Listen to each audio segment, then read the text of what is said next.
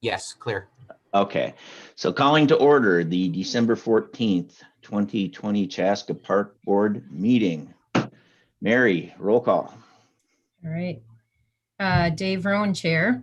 Here. Jason Branch, Vice Chair. Here. Ernesto Ruiz Gutierrez.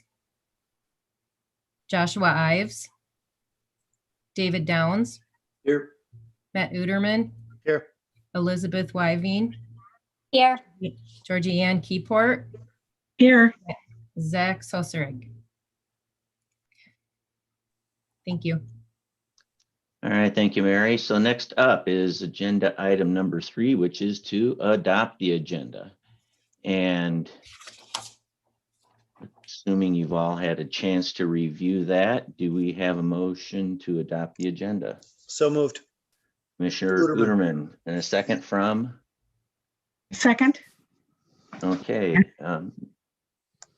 Commissioner Keyport, forgive me. All right. Any corrections or adjustments to the agenda as it currently sits? All right. Hearing none. All in favor of adopting the agenda, say aye. Aye. Aye. All right. Opposed? All right. Motion carries. And so that takes us on to agenda item number 4, which is for visitor presentation. Are we aware of any visitors? No, I have no one in the waiting room that I can see. Okay, thank you, Mike. And so with that, we'll go ahead and close out the visitor presentation here at 7:01. And so moving on to item number 5, which is to approve the previous meeting minutes. And this dates back to our meeting back on November 9th of 2020. And was there anything in those meeting minutes that caught anyone's attention? There was only one minor thing that I caught on page 3 when they're talking about the sales revenue from the art group. It mentioned 50%, and it should have been 20%. There's two different percentages there. There's 20% on the store items, and then there was 50% on the activities. So that should have been 20%, but I'm sure we're going to discuss that later on when we get into the meat of the agenda today. Yeah, and I think what they're referring to as it relates to the retail store sales is 50% of the sort of remaining 40% net that we would be splitting with the Arts Consortium, if that makes sense. So yeah, that's not what we talked about, but that's fine. I'm sure it'll be, like I said, it'll be clear up when we get further into the agenda. Yep. All right. Well, do we have a motion to go ahead and accept the meeting minutes from November 9th, 2020? I move. Okay, Commissioner Downs, we have a second. Second, Uderman. All right, Commissioner Uderman, and any other discussion on those meeting minutes? Hearing none, all in favor of adopting the meeting minutes from November 9th, say aye. Aye. Aye. Aye. Opposed? Aye. All right, motion carries. And that moves us on to item number 6, which is to receive the council and planning meeting minutes. It looks like we have council minutes from November 2nd, November 13th, and November 16th. I do not see any planning commission minutes here. So are there any comments from your review of any of those minutes from the council? Okay. Commissioner Sarestig, welcome. All right, so no motion required for receiving the council and planning meeting minutes. And so that moves us on to action items for number 7. And I believe, Marshall, did you want to kind of set the table on this before we kind of go into the nomination of Park Board Chair and Vice? yeah, thank you, Chair. So yeah, before you all have your discussion to nominate the board and vice chair, I just wanted to recognize we're in the month of December. It's always that time of year where we have some transition taking place in the park board, and just wanted to recognize those of you that will be transitioning. So first off, want to recognize Matt Uterman. Matt is going to be stepping down from the park board as he's recently been elected to serve on the Carver County Board of Commissioners. So we can congratulate him on that and wish him all the best in that new endeavor. So he'll likely stick around with us maybe for our January meeting next year, next month, until we get the new board commissioners that join us in February. So congratulations once again, Matt, on that. Additionally, want to recognize both commission members, Vice Chair Jason Branch and David Downs are both due up for reappointment. So Jason Branch is finishing year number 3. And then Dave Downs is finishing up year number 6. And they have both submitted their applications to be reappointed. So just want to say thank you to both of you for your continued desire to want to serve on the park board going forward. And then Josh Ives, who is not with us tonight, but wanted to certainly recognize him. He is finishing his 9th year of service on the park board. So for those of you that are watching, park board terms are 3-year terms. And then there's a maximum of 3 terms, so 9 years that individuals can serve. So Josh is finalizing his kind of complete or maximum term. So just really want to thank him for his years of service. I remember when I first joined the city of Chaska, he reached out to me relatively early and asked to meet up for a cup of coffee, and just remember him being very welcoming. So appreciate that, and just recognize the work that he's done over the 9 years to help influence some projects. And then last but not least, we got our board chair, Dave Rohn, who quite isn't even exactly sure how many years of service he's had with the city of Chaska. We had a chance to meet last week, and we're pretty certain it's over 20 years. He has served 2 9-year terms with some time in between, and then was also called back on a couple occasions, unfortunately due to the passing of some former park board members, where he had come back and finished out the remainder of their terms. So just an incredible amount of service with the park board. If we think about 20 years, that's obviously 240 meetings. And I know Dave hasn't missed hardly any meetings. As you recall, he was even with us on his wedding anniversary this year. But that's just a lot of service, and it was enjoyable meeting with Dave last week and just going down memory lane and hearing some of the stories and some of the projects that he's been involved with. So just really want to thank everybody for their service. Those of you that are completing your final terms, the city council will be formally recognizing you as well. Typically they do that at one of their meetings in February. So I'll be sure to make you aware of when that meeting is, so that you're attending that meeting. But I thought I would turn it over to you from Dave, and maybe you want to share some of those stories and or the highlight reel with your tenure on the park board. Well, maybe how about if I do that at the round table? We'll kind of wrap up with a few things there, but Perfect.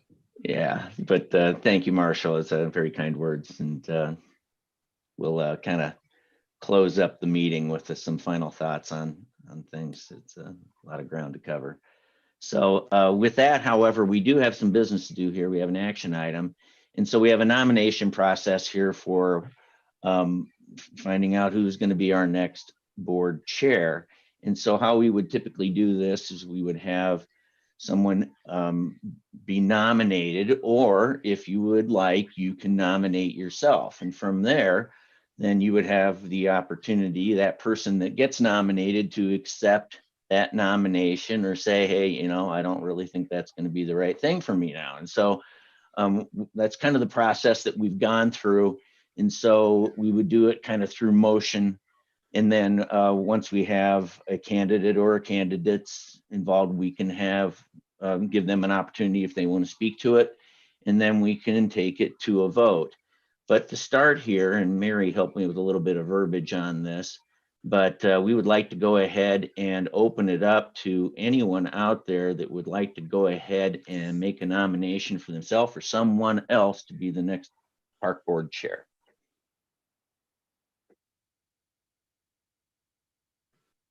I would like to nominate David Downs.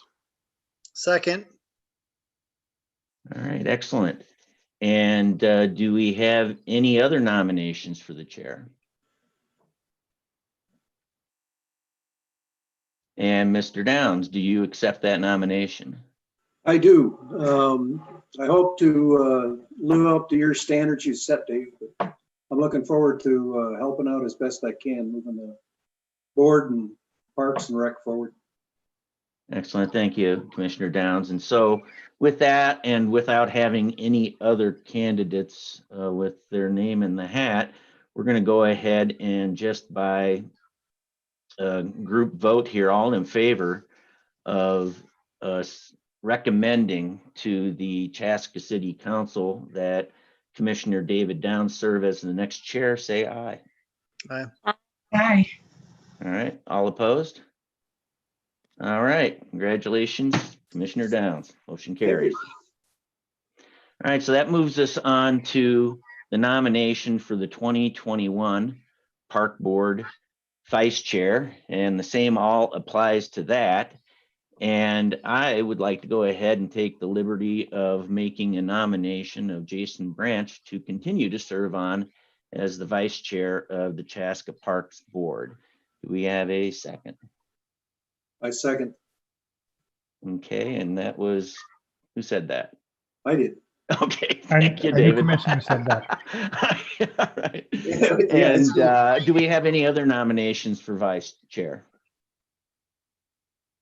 All right, hearing none, let's go ahead and make a recommendation to the Chaska City Council that Jason Branch serve as the Vice Chair of the Chaska Parks Board. All in favor, say aye. Aye. Aye. Opposed? None. Motion carries. All right, congratulations, Jason. You got another term.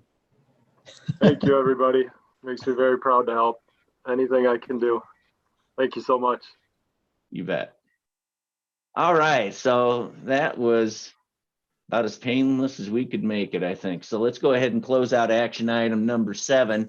We're going to move on to item number 8, which is discussion items. And so, Marshall, I'm going to toss the mic to you to update us on a few things.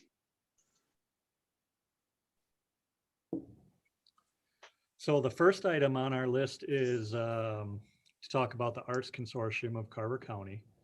And just wanted to update everybody on where that is currently at. As you recall, City Council at a former meeting had approved the letter of intent for us to move forward in this partnership. And so behind the scenes, we've been putting together kind of the formality of a lease agreement. And that lease agreement would account for the Arts Consortium's use of some dedicated space at the community center. And so that would entail the use of the former cafeteria area along with an adjacent storage area. And those would be the primary spaces that they're going to use for that retail operation. And then built into that lease, they will also have additional use of the art gallery to be able to exhibit art throughout the year. We do have a clause in that portion of it in which the city does reserve up to 12 weeks a year to be able to program that art gallery as we wish. And then that lease also accounts for some additional use of our Park and Rec conference room. And that's to accommodate the Arts Consortium's monthly board meetings that they have. And then the second component of this partnership was that Memorandum of Understanding. And if you recall, that was really laying out what the partnership looks like between the Parks and Rec Department and the Arts Consortium on a variety of arts-related programming and events, you know, that we can plan, promote, and execute together. So those two items have been created.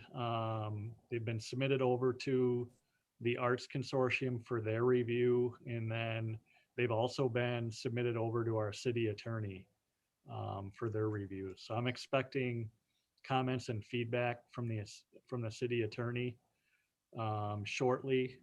From there, we'll review whatever feedback they have. And then our intent would be to bring that forward to the city council for their final approval. So assuming there isn't going to be any major changes by the city attorney, our goal would be to try to get that in the city council's agenda packet for their upcoming meeting on Monday to be able to approve. And then that would allow us to start the lease agreement as of January 1st of next year. If there are things we need to work through and we're not able to get it on the next city council meeting, you know, I think that's okay. We would probably just then arrange for, you know, another sort of temporary rental like we're doing currently with the Arts Consortium that would account for that gap in between from when we're able to get it approved by city council. Any questions on any of that? So Marshall, the Arts Consortium shop there in the community center has been keeping some hours. Yes, so the holiday market has been able to stay open throughout this closure. They currently are operating Monday through Friday from 11 to 6 and Saturdays from 9 to 4. So it's a good reminder. I would encourage all of you that if you've got a little bit of holiday shopping to do yet, I encourage you to stop by. There's some unique gift items that you can pick up over here at their holiday market in the community center. Oh, Dave, I think you're on mute. Oh, am I? I was over there this That is- past Saturday and I was pretty impressed. They've got a lot of nice things there. Some of them they're really proud of, but they've got a lot of nice things. I do have a question. In the agreement, it says that the gift shops over there will be open to the public. And am I correct in assuming that that means that it's not just community center members, it's all the public is welcome to come to that gift shop? Correct. Okay. Is that well broadcast, do you think, Marshall? That when we were there, like I said, it was quite nice, but there was, you know, only a couple of other people in the place while we were there. Yeah, I mean, I think it's, you know, one that we got to continue to try to figure out how to position them, you know, and help them out with some of their marketing. I know they've got their means of getting that out. We've done a little bit on our website. You know, one thing that Dave Rohn had even brought up is maybe even doing like a video tour of the gift shop. So that's something we could do here as well. Yeah, I think it's hurting too from, I think it's pretty well understood that the community center is shut down. And there's not a big asterisk there that says, except for the Arts Consortium thing. So I think people are probably staying away just because they think it's closed. Okay. Yeah. Yeah, we'll look at that.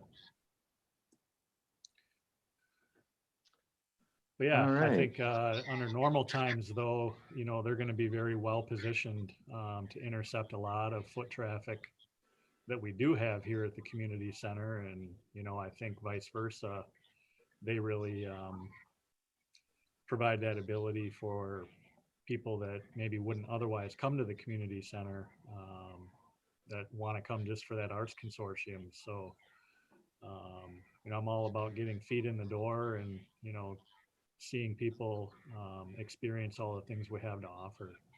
So looking forward to what the future will bring, when we can get back to some sort of normalcy here. Yeah, I think it's going to be a great deal for everybody. Mhm. All right, excellent, Marshall. So do you want to go ahead and move on to item 8B, which is your facilities and operations update? Yeah, so just wanted to share with you guys where we're at as far as our overall facilities. As you know, shortly after our November park board meeting, the governor came out with new executive order putting a pause on all gyms and fitness centers, sports, bars and restaurants. So that's obviously impacted us again. We've had to close our facilities and put a pause on all of our memberships. And as a result of that, here at the community center, we've had to furlough all of our part-time staff just because we don't have hours. And so with that, we're, anticipating when we're going to be able to reopen. It's my understanding we're going to get an update from the governor on Wednesday of this week. And so behind the scenes, our full-time staff are actually going through training because once we reopen, our full-time staff will actually be working some of the facility operations. And this was a measure we were actually putting in place before this last pause. Just, considering where our budget is, along with the fact that, we're just not able to offer the amount of programming that we typically do. There's some full-time capacity there.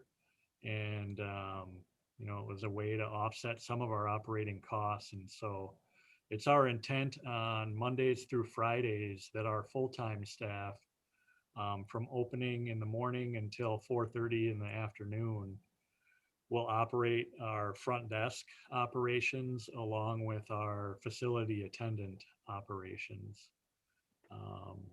We'll still keep our specialty part-time staff, such as lifeguards and group fitness instructors, ones that,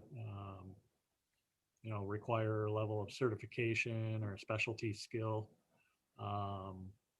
We'll want to maintain those staff. And then we do intend on bringing back part-time staff evenings and weekends to work those front desk and facility attendant operation hours. So behind the scenes, staff have really been, rallying and going through some training so that they're prepared to work those functions once we're able to reopen. Hey, Marshall. Yeah. Sorry to interject real quick. I don't know if you have a mole at the governor's office or not, but do you have any indication or idea or understanding about what this next update may have in store for us, for the community center and for the like? Not really. I think it's really going to be hinged on, either A, we're going to be able to reopen as of the 19th, Otherwise, I've heard January 4th, and I've heard January, I think, 19th thrown out there. So I think the governor is really just wanting to hold off as long as he can to get as much data as he can to make an informed decision. But I've been telling staff, I think this is going to be one of his harder decisions coming up.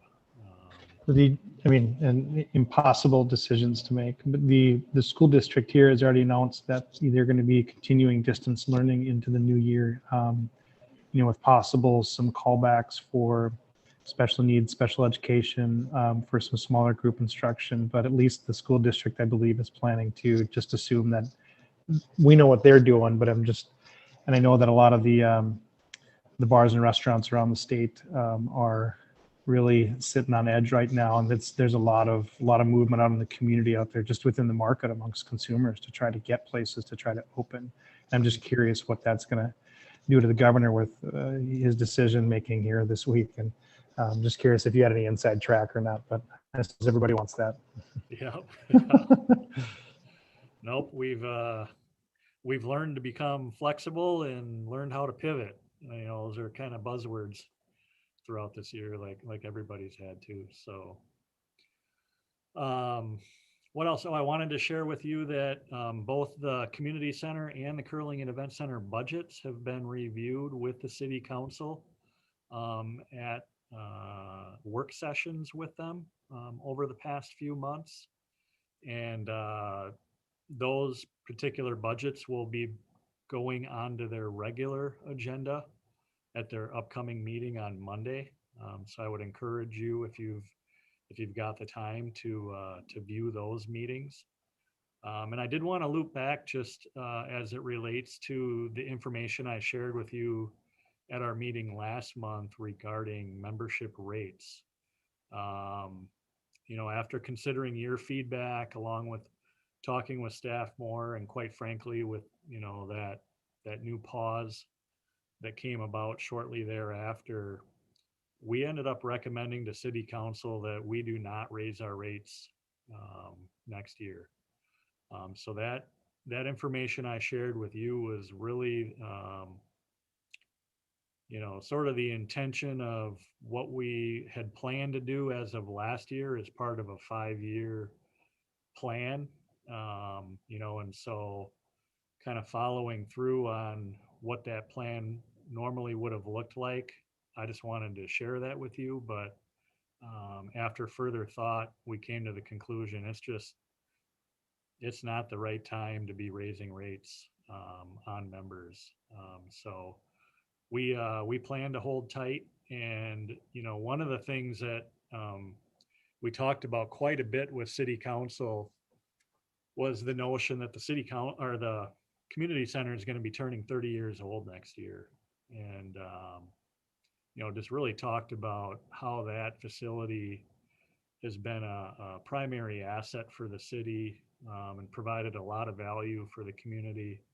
And so we really want to make sure that we're going to keep it a sustainable future facility into the future. And so one of the things we're going to be doing next year is developing a master plan for this facility.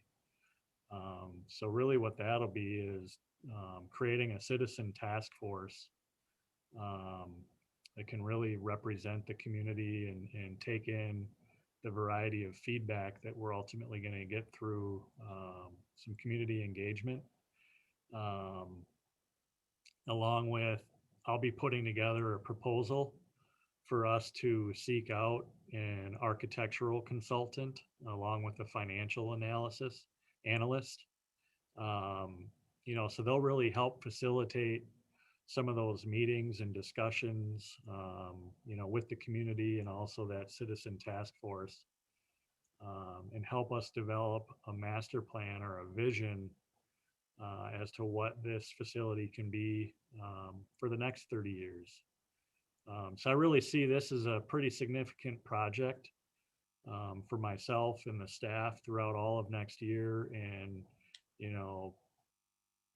anticipate that'll be an ongoing update that we'll be talking about at the park board throughout all of next year as well. So I'm really excited about that. And I think throughout that process, one of my goals will be, to engage the community to the degree where we can really educate them on all the things that occur at the community center and, what it takes to operate this facility from a budget standpoint, and really have people come with us and, sort of feel like they're investing into that vision going forward, which I think then puts us in a place where we can then look at raising membership rates accordingly going forward. So I think that's going to be a much better sort of timing in terms of, looking at raising rates over time.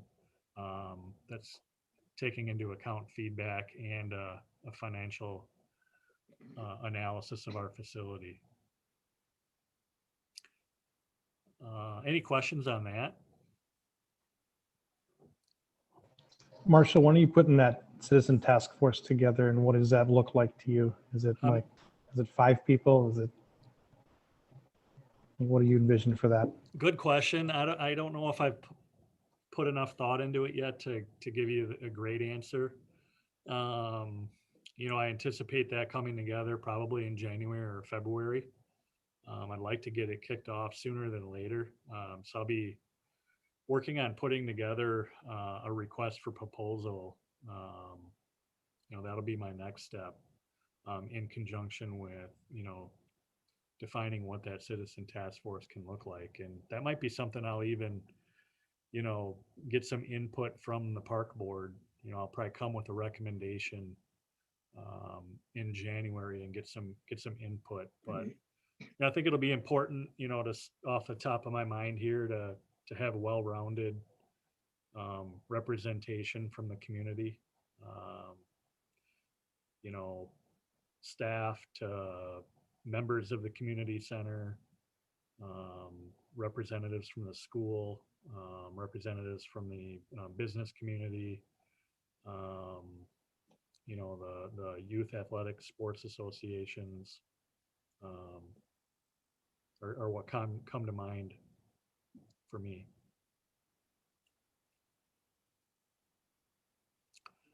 And I think they'll be sort of the kind of consistent group that then discusses the feedback that we'll get from a variety of different community engagements. So I think they're, even though somebody's maybe not on that citizen task force, there's still going to be plenty of opportunity for people to provide feedback to help shape what that plan is going to look like. All right, excellent. Thanks, Marshall. Did you have some things that you wanted to visit on for recreational programming? Before that, just wanted to mention a couple other things as it relates to facilities. Go ahead.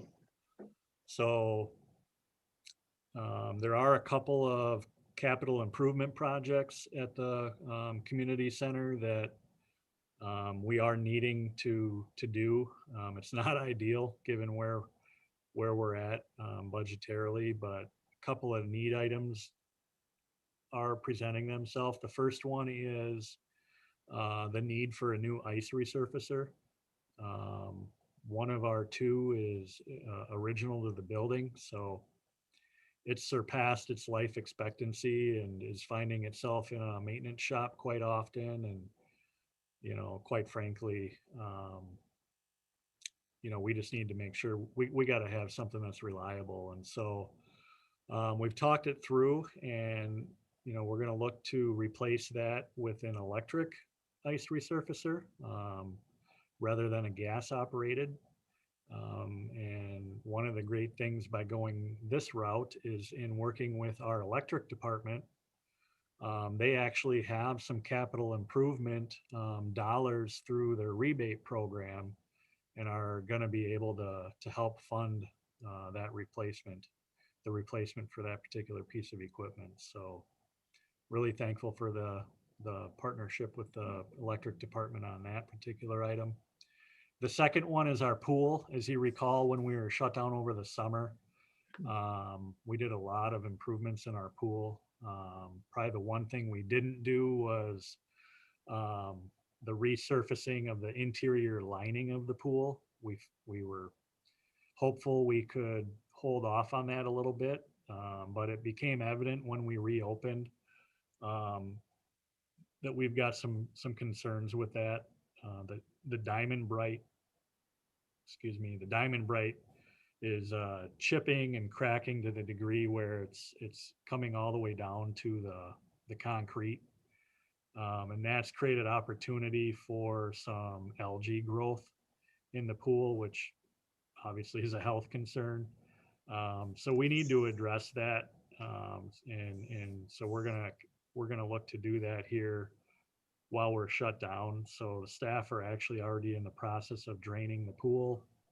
There's going to be a complete disinfection that'll occur, and then we're going to reline the interior pools with Diamond Bright, and then convert the pool actually back over to a chlorine pool. Currently, we use bromine, but chlorine is actually a better chemical to kill germs. It's actually cheaper than bromine. And it's going to provide much more water clarity in the pool as well. And one of the things why we're able to do that now compared to the years past is there's newer technology with the filters, and there's even VA filters, which really knock down, that chlorine smell in the air, and that harsh kind of burn on the eyes and the water. So that's going to be occurring here while we're shut down. But the goal will be to have the pool back up and running sometime in the middle of January. So just wanted to make you aware of those couple of capital improvement items that we need to accomplish. Hey, Marshall, on the ice resurfacer, that's not a full-fledged Zamboni, is it? Yep. It is? Because in It the is. past, I think there was sponsorship. Is that a consideration to defer costs for the taxpayer? Yes, we're going to be looking into the opportunity to get that wrapped. So that'll help offset some of the costs there. Cool, thanks. And then even in general, I think going forward in our ice arena, there's opportunities for more sponsorship within that facility and, on the boards and things like that we're going to be looking at. And then I also wanted to just acknowledge that this recent shutdown has also impacted the Curling and Event Center. That facility too has had to close. We were right in the midst of Winter 1 leagues when we had to close. So we have put out a communication and a survey out to the curling members to gauge, where they're at with,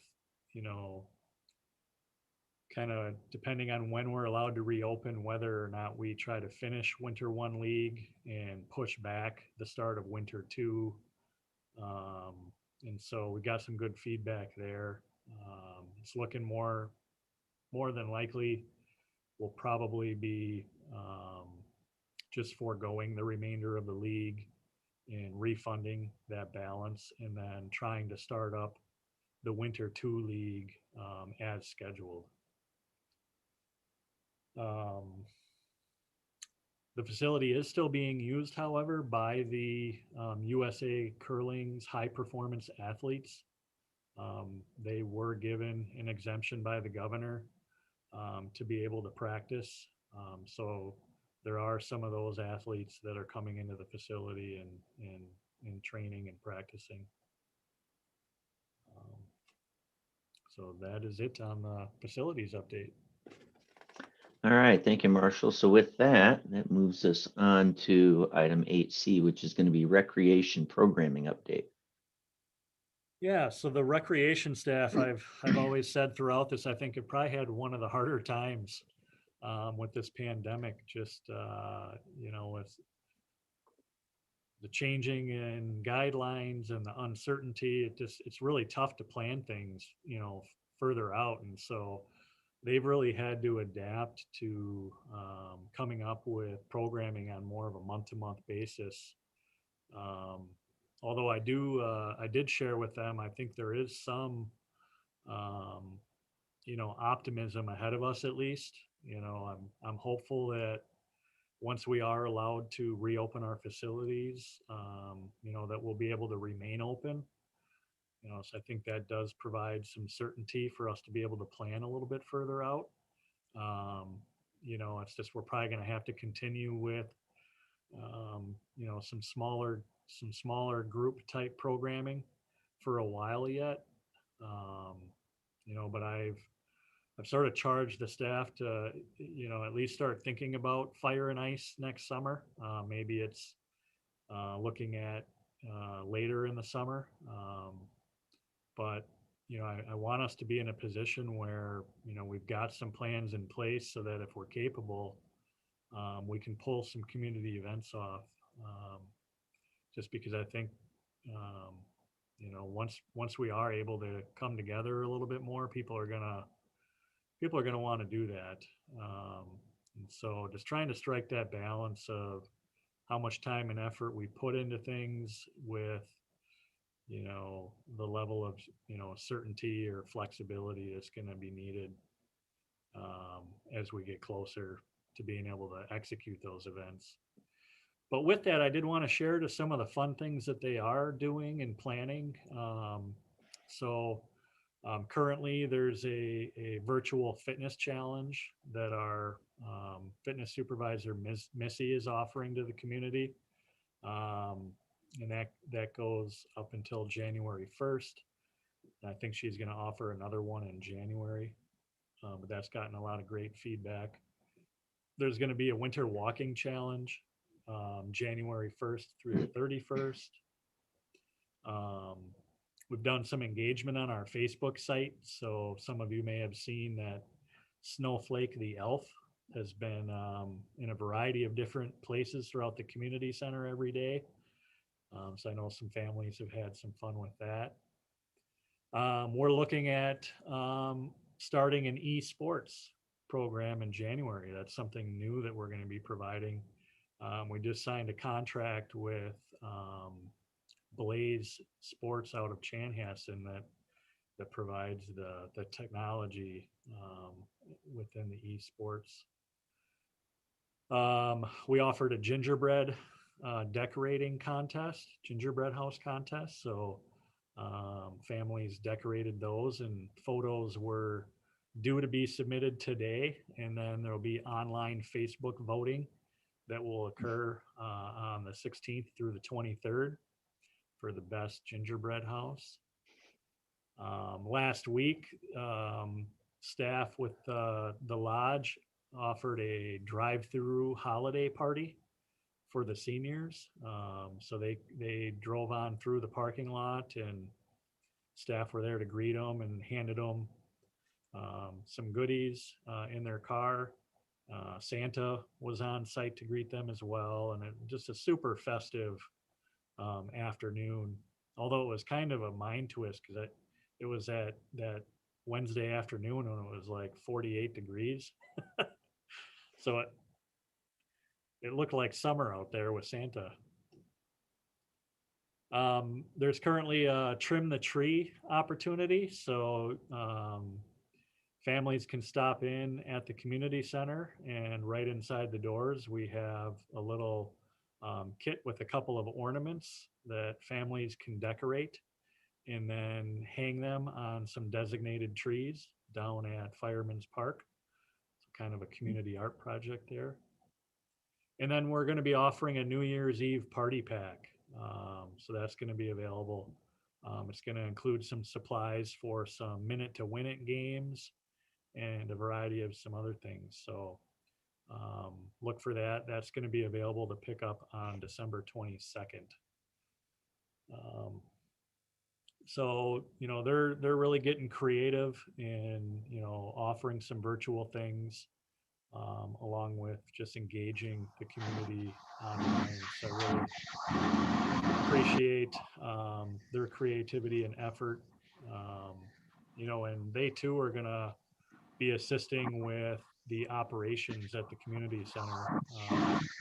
So I think that's going to be one of our challenges, is sort of balancing, this notion of needing to work the operations at the facilities with, continuing to provide programming for the community. Marshall, quick question. Yep. Is it the community center that coordinates like the coat collection and the holiday gift drive? Are Yep. they doing that now, or is that they going to wait till they reopen? We actually already did it. Oh, it's all done. Yep. Mhm. Yep. Yeah. So that was sort of just prior to when we were told we had to close. So yeah. All right. That's all I have on the recreation updates. All right, that moves us on to item 8D then, and that will be for the Lake Grace update. Yeah, so this is the trail update. So for those of you that may be watching, just a quick background on this. This would be the southeast corner of Lake Grace, where we've identified a trail improvement project, which ultimately is going to make the connection of that trail to the underpass that is underneath Highway 41, just south of Pioneer Trail there.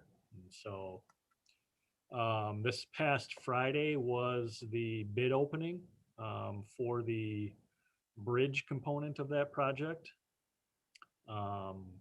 I was not able to attend that meeting. However, I did talk with Matt Clark, our city engineer, today, and he did say that we received between 8 and 9 bids for that.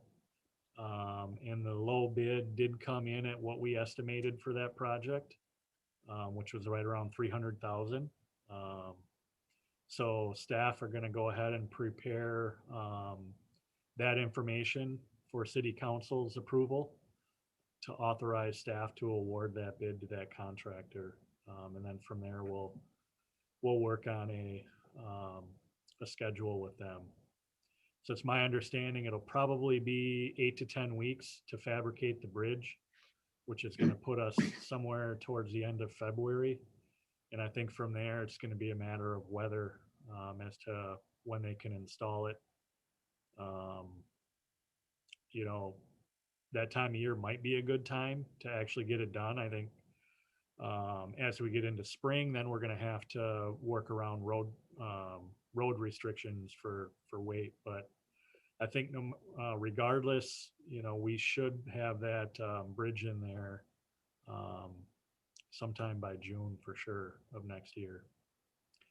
And then Brian Jung, our public works director, has been working with tree contractors and has been in communication with the East Lake Homeowners Association over there to get access on one of their outlots to be able to bring in the necessary equipment for the tree removal. And so he's hopeful that some of that tree removal can occur yet this month and into early January. So coming along on the Lake Grace Trail. There'll be another exciting one next year. All right, excellent. Any questions on the Lake Grace Trail update for Marshall? All right, hearing none, that moves us on to item 8E, which is Chaska Cares update.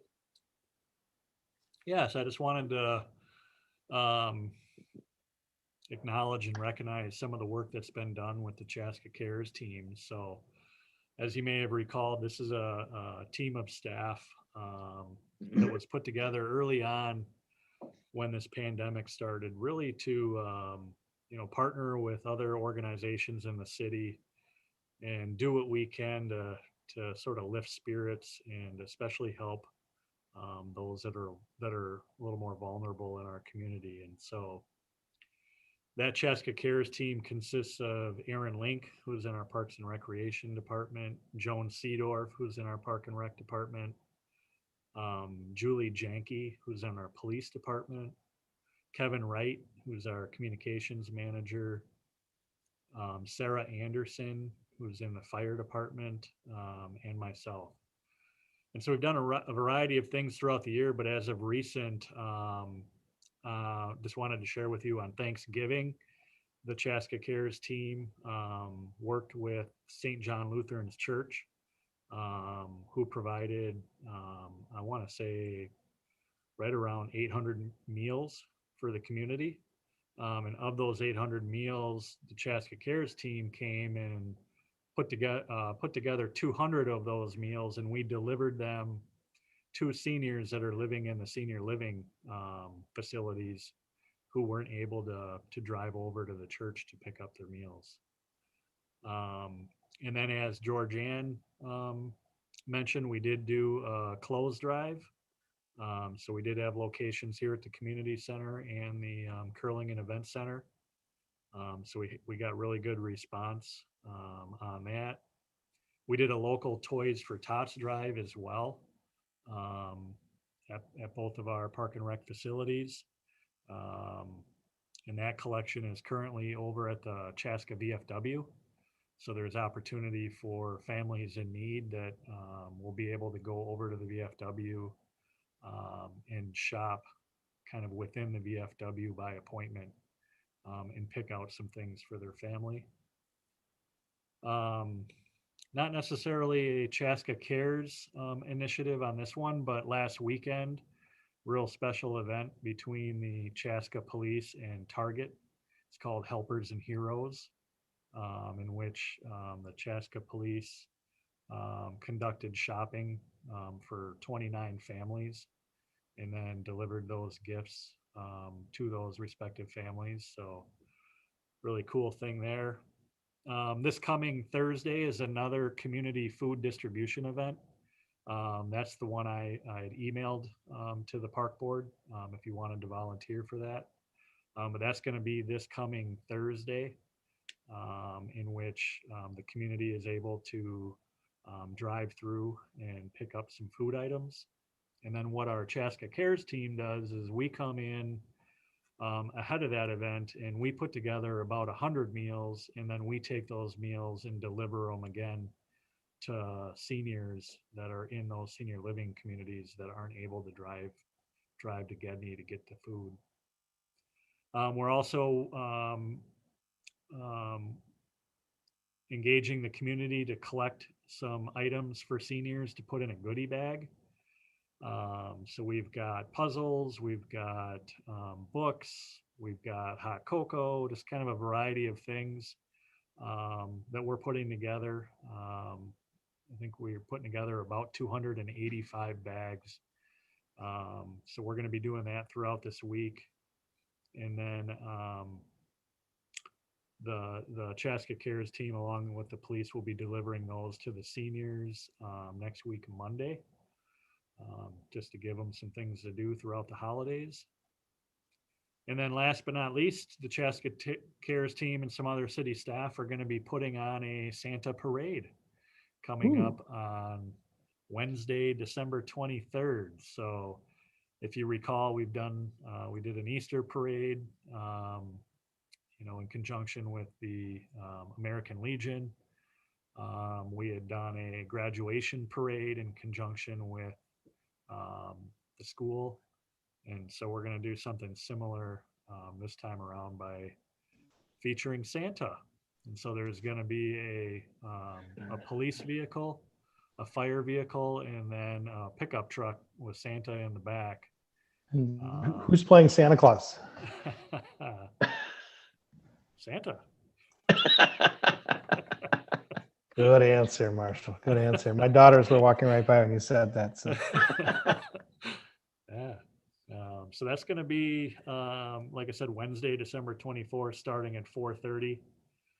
Kevin Wright, our communications manager, is working on putting together a sort of a trackable I guess, GPS route, so people can have a general sense of where we're at on the route and can anticipate when we're coming by. So we're looking forward to that as well. All right. Well, thank you very much, Marshall. And so that closes out item number 8, moves us into item number 9. Now, Mary, I see that you have 9A here. Board reports. Is this roundtable or is this something else? It is roundtable. Okay, excellent. So why don't we go ahead and start with Commissioner Weinveen? What do you have?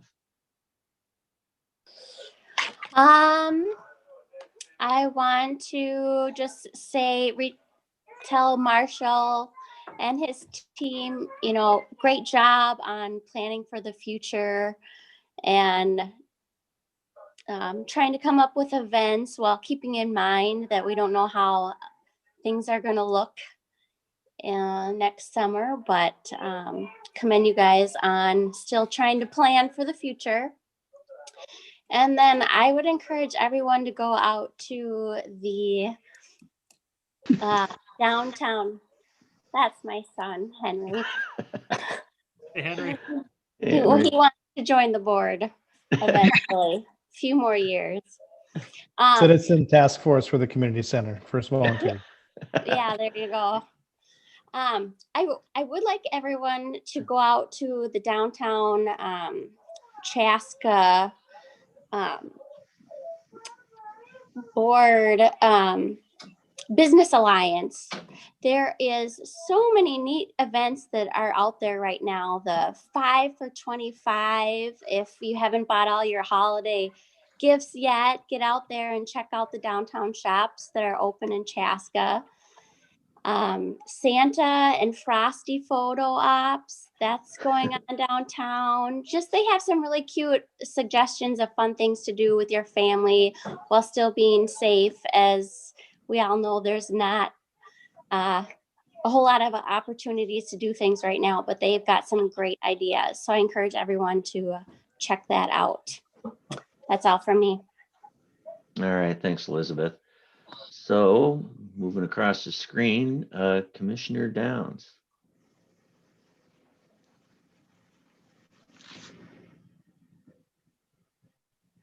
I just wanted to thank Dave again for his service as chair this last few years. It's been really good, and I've appreciated all the things you've done, Dave.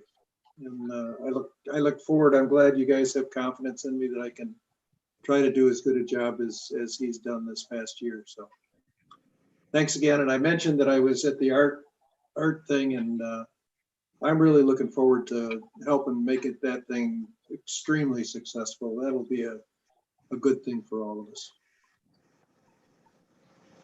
That's it. All right, thank you, Commissioner Downs. Commissioner Branch. Dave, thank you for everything. Your service is so admirable and inspiring. So appreciate everything that you've done for the city of Chaska. And to Marshall, Mary, and the rest of the staff, thank you guys for everything you continue to do. There's no doubt in my mind that the community center and Chaska as a community and parks is going to come out of this like a fireball. So you guys are doing a great job. So keep it up. And you have all our support. Anything we can do, please, let me know. Happy to help. Thank you. Thank you. All right, thanks, Jason. And Commissioner Keyport. All right, well, I would also encourage people to go downtown actually just to see the beautiful lights, the decorations down there. They've done a fabulous job. And we particularly, my family walked around the park over Thanksgiving break, and the big tree is there as well as several other trees that they've decorated. So there's truly an expansion of colorful decoration downtown. And it's, again, stuck inside. It's a great opportunity to just go out and enjoy the beautiful downtown that we have. I am actually going to be volunteering at that food drive on Thursday, so I look forward to doing that. I haven't done that before, so that I welcome the opportunity to do that. And also do thank you, Dave, for your remarkable service. I didn't realize it was that long period of time. You truly have been engaged in our community, and we really do appreciate it. All right, thanks, Georgianne. All right, Commissioner Uterman. Yeah, so one of the questions I ask a lot is who does it well? And I think that as I just look back the last couple of years on Park Board, Chaska gets it right a lot. And I just going to reflect on a few things. I visited all the Chaska parks with my daughter, which is a great thing to share with the people in the community. We went through the naming, remember the naming of the parks, things that went along with that. Talked about 2020, what a crazy show that's been. Hopefully 2021 brings more good.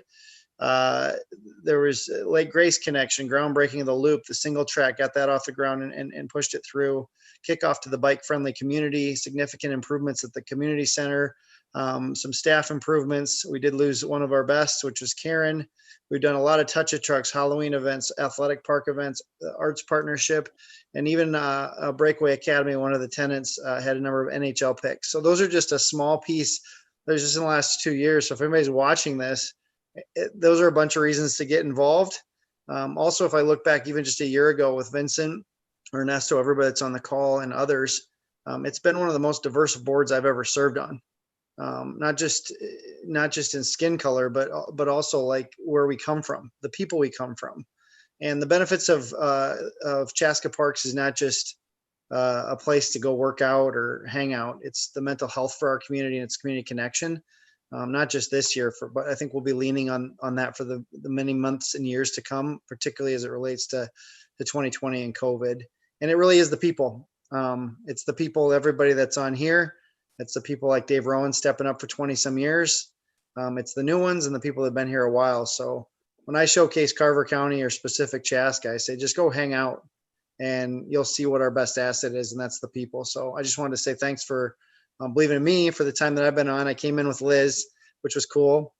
And it's always got a place in my heart. And I hope to carry some things through as to who gets it right. Chaska gets it right. And I'm pretty sure we'll be able to point to a lot of things you've led, Marshall, a lot of things you've been part of, Dave, and even some of the remnants when Tom was here. So thank you. All right, awesome. Thanks, Matt. Commissioner Zarefsik. This is my first year on Park Board, and Dave, I got to say, I've been really impressed with your leadership and just in running a basic meeting. I think I've been really impressed and really appreciative of the way that you've run the meeting and conducted everything. And I had no idea that you've been involved this long. I apologize, but I'm kind of bummed I'm not going to get to work with you anymore. But hopefully we'll see you around. I'm sure we will. Marshall, to you and everybody at the community center and everything around the community center right now, I can't imagine the undertaking that you guys have had to go through this year. And I think you've done it with grace and a lot of empathy towards everybody and all things, but always keeping your eye on the prize, being inventive, creative, and at the same time trying to look forward and be realistic at the same time. So kudos to you guys.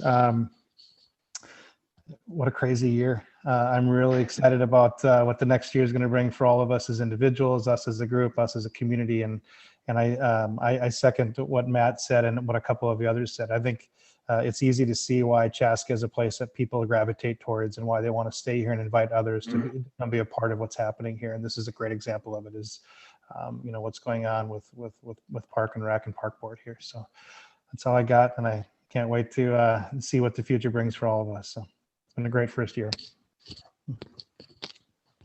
All right, well, that brings it to me. And so now it has come to this. And so I'm going to kind of start my final send off here with an advertisement. And that is to encourage anybody out there that is giving some consideration to serving on this commission or applying to serve on this or any other commission in Chaska, that I highly encourage you to do so. I think that you will find that this is a very rewarding experience and really galvanizes the love that you'll have for the town that you've decided to call your home. And so for anybody out there that's giving that some thought, please do it. I think you'll be glad you did.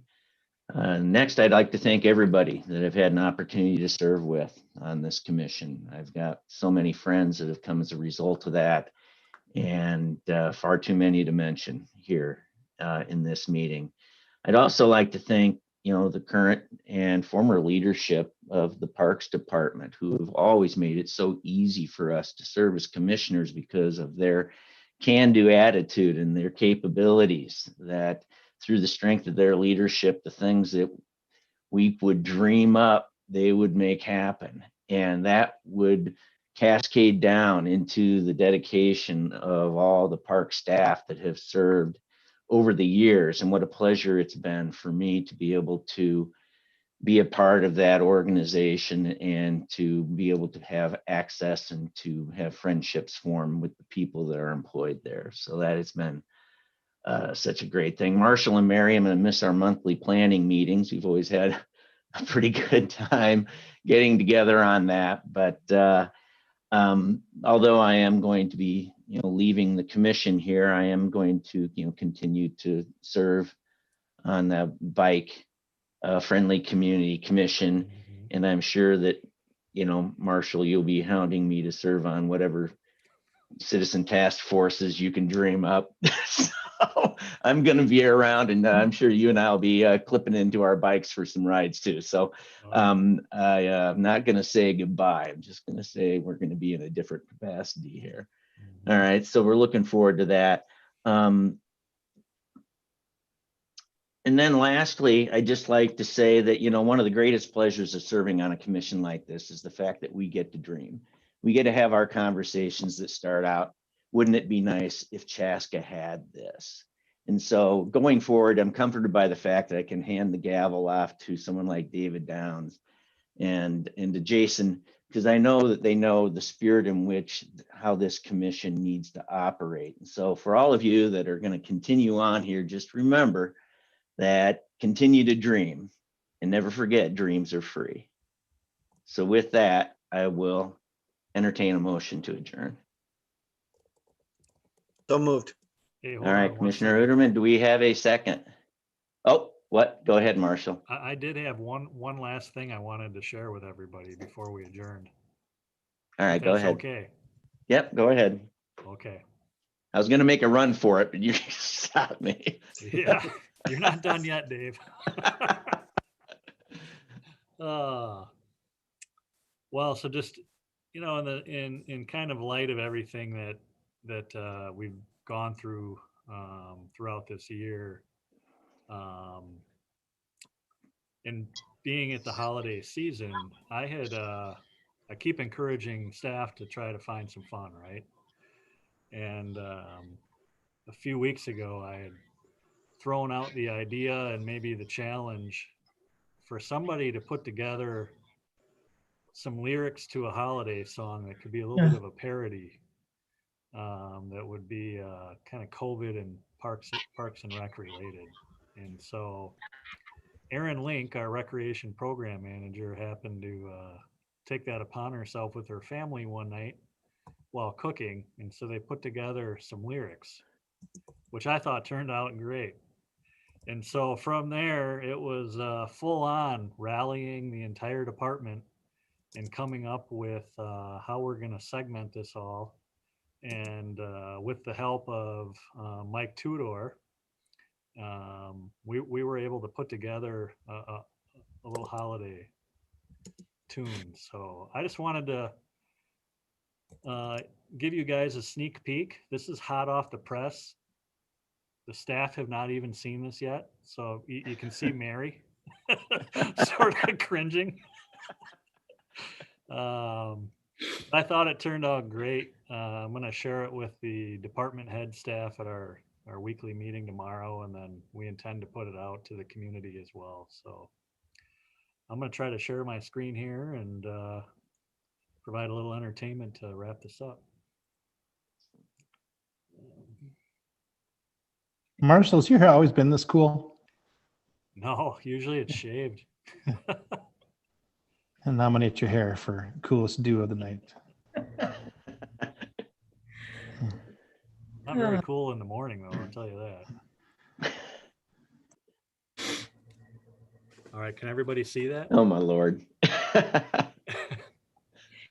All right, here we go. I'm kind of scared.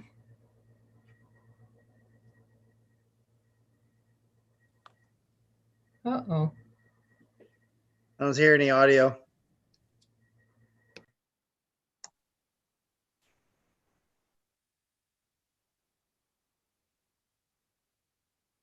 Does anybody else hear audio? I I did do. not. Are we supposed to sing along with it? Are you not hearing audio? No. No. The audio. Oh.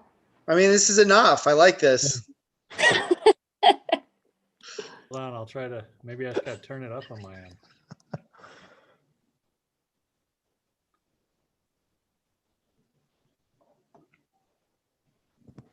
It was funny how the little hat ball disappeared and reappeared on Marshall's head there. I'll try this. Hello, Chaska. My There we name is go. Marshall Grange, and I am your Parks and Recreation Director. You know, COVID-19 sure has been the theme of this year, and it's really had an impact on our facilities and our ability to provide programming and events to you this year. But it hasn't stopped us from trying to have some fun.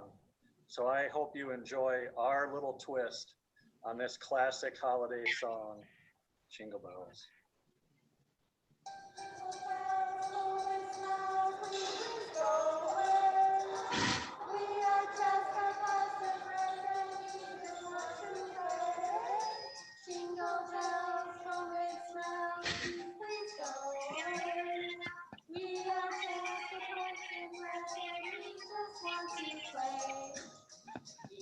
All the people who make our work so fun.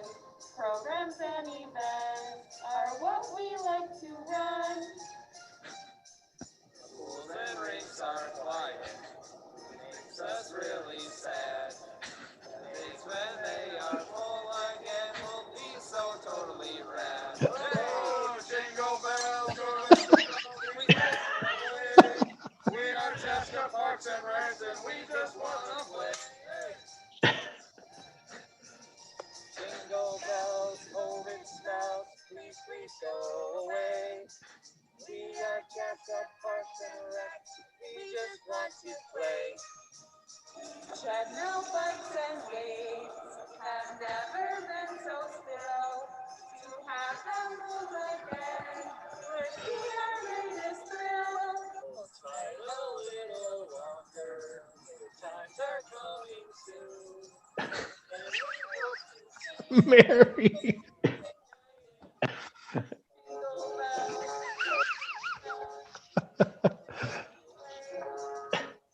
We are Chaska Parks and Rec, and we just want to play.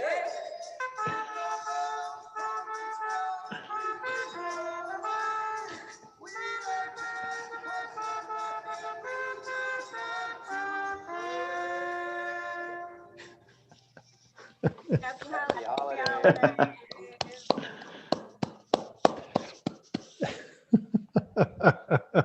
All right. Well done, Marshall. Everybody there. That's great. Really good. All I had a right. real blast making it. I bet you did. Yeah, well done. That was fun. So unless you have any other films that you want to share with us, I am now going to try and adjourn our meeting. So do we have a motion? Does yours Motion. still stand, Matt? Yes. I'll second then, that. and you can get the second then, Commissioner Sarasik. And so I've always all wanted in- to second something. yeah, we'll get you in the stat sheet that way. Got to Excellent. make the box score. All Thank you. right. So with that, all in favor of adjourning our park board meeting, say aye. Aye. Bye. Opposed? All right. We are adjourned. Good night, everybody. Thanks, everybody. Thanks, everybody. Have a good Good night, night. everybody. Happy holidays. Everyone. Good Happy night. holidays. Say good night. Good night.